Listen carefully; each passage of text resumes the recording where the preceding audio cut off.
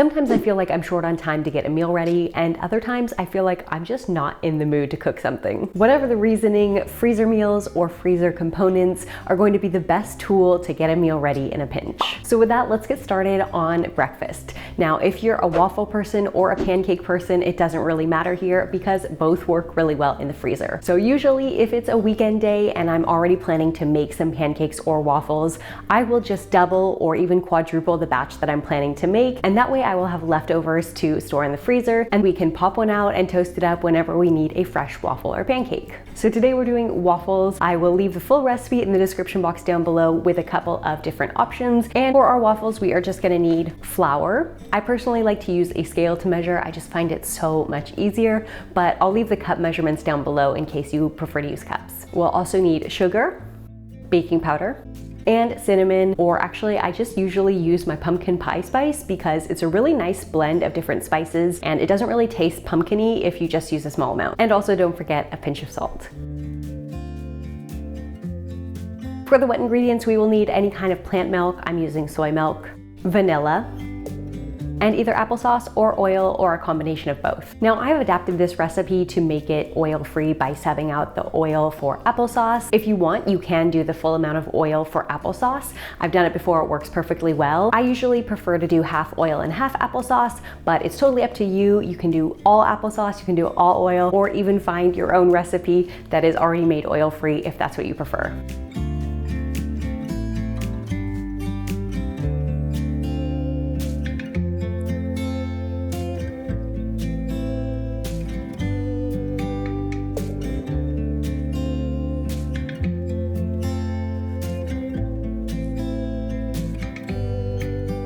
Now, when you freeze pancakes and waffles, you do want to make sure they don't stick together. And I've just found that the best way to do that is to put a little strip of parchment paper between each pancake or waffle. So you can cut new strips each time, or you can actually reuse the strips, which is what I usually do. And again, that will just help to make sure that they don't stick together fully in the freezer. So that way, when you go to take out one waffle, you won't have a big clump of waffles all stuck together.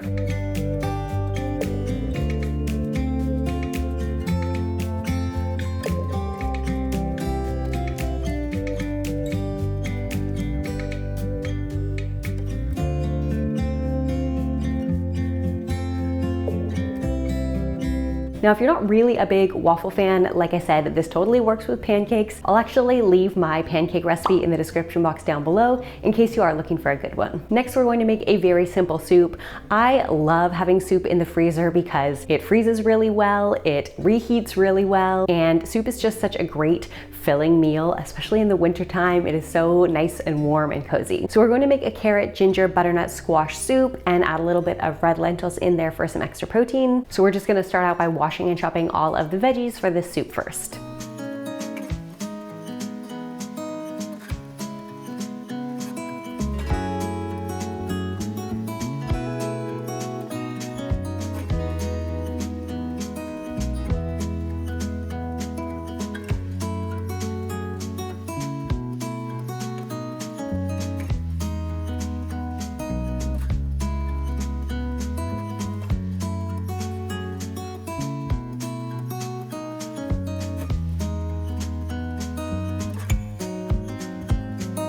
And we want just enough broth to cover all of the vegetables here. So for me, that was about 8 cups. And also it is okay to have a little bit extra broth here because we are gonna add in those red lentils later. So those will soak up some of the broth as well. And I'm just using my Better Than Bouillon broth paste and already minced ginger that I keep in the freezer.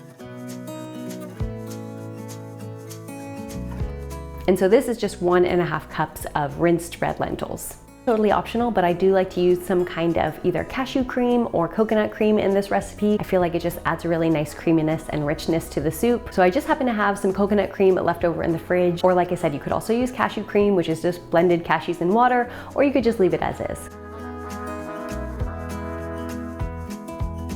Now you can use the immersion blender here. If you like it really, really smooth and creamy, I suggest using a regular blender, but of course you're gonna have to wait until the soup is fully cooled to do that. Now, very important here to leave some space if you are going to be putting these in the freezer. So I like to leave at least an inch of space at the top, and that is because liquids are going to expand in the freezer, and it doesn't matter if you're using plastic or glass, the container will crack and you will have a big mess in your freezer. It's just not worth it. So always leave a little bit of extra space at the top of whatever you're going to be freezing.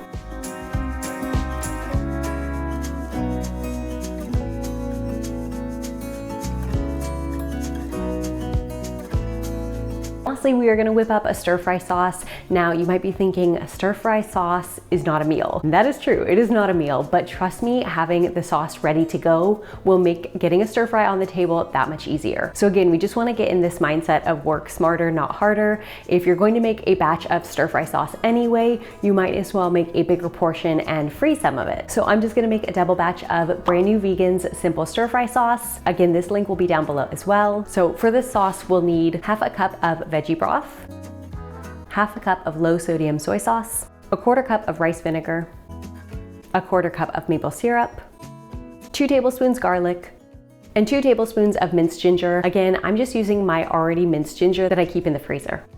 Now, the recipe does also call for cornstarch as a thickener. Now, it has been said that cornstarch does not do very well in the freezer if it's in a pre-made sauce like this. So I just wanted to give a couple alternative options in case that's happened to you as well. First option would be to use arrowroot powder or arrowroot starch instead of cornstarch. So arrowroot starch shouldn't have the same problems in the freezer. Even if you were to add it into your sauce right now and then pop the whole thing in the freezer, it should be fine when you defrost it. Another option, which is what I'm going to do, is just to make the sauce in its entirety without the cornstarch. So now that we have our sauce done, except for the cornstarch, it is ready to go into the freezer. And whenever you want to use it, you're going to take it out and defrost it as normal, and then just add your cornstarch right before you're about to use it. So yes, you will still have to take this out and do that one last step before actually using your stir-fry sauce, but trust me, that's much better than taking out all those bottles and ingredients and making a new batch every time you want to stir fry. So again, I've just left some room at the top, and we are going to freeze this whole thing. When I need a stir-fry sauce, I can pop it out, add my cornstarch, and we have a sauce ready to go. Now, a stir-fry is also really easy to make. Usually, if I do want to have stir-fry for dinner, I will start by making the rice because that is what's going to take the longest. Once you have the rice cooking, you can go ahead and grab your stir-fry veggies. Now, I usually use a frozen stir-fry blend. I really like this one from Costco. And let me tell you, this is such a time saver in and of itself because